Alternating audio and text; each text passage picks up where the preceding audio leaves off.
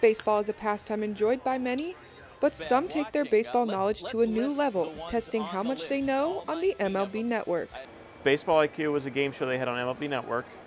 We shot it over 4 days. There was 32 of us, one representative from each of the 30 major league teams, a representative from the Baseball Hall of Fame, and a representative from MLB.com. Josh fought his way into the semifinals after beating representatives from the Astros, the Reds, and the Rockies.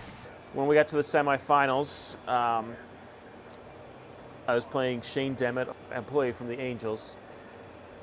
We got to the championship round tied at 10. It was the highest scoring game of the tournament, and the question was Hall of Famers whose last name ends with the letter R. Hall of Famers whose last name begins with an R. So I get this list of about 15 in my head. I'm thinking this guy's really good. This is going to be a bidding battle. And that's all I'm concentrating on, is just making sure I get these 15 names. The initial impression of Josh was that he was a pretty bright guy. It was pretty clear that he knew the subject matter really, really well. Hall of Famers whose last name begins with the letter R. We need 10 of them. Josh, your time begins now. Hannes Wagner.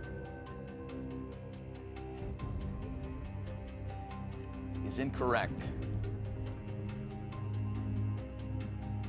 Looking for Hall of Famers with the last name beginning with the letter Ends with the letter R. R. I was thinking ends with the letter R. Oh, man. That is a heartbreaking way for you to bow out of the tournament here in the semifinals. Most contestants would stand there and you'd read the question and they would look up at the question, which also appeared visually.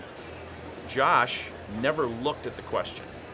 He was looking down, he heard it, and then he started formulating his answers. He never at any point looked at where the question was for him to kind of go back, and that was not a part of his process. Honestly, believe it or not, I wasn't very frustrated when it happened. You know, it was kind of like, I'm lucky to be here type of thing. And it was heartbreaking, actually, to be honest, because he deserved a better shake. He knew the material, and it was, what can you do? That was part of the problem, was that one was a lot harder to do, so I was so focused on that, I didn't even think anything like, wow, why are they asking this question?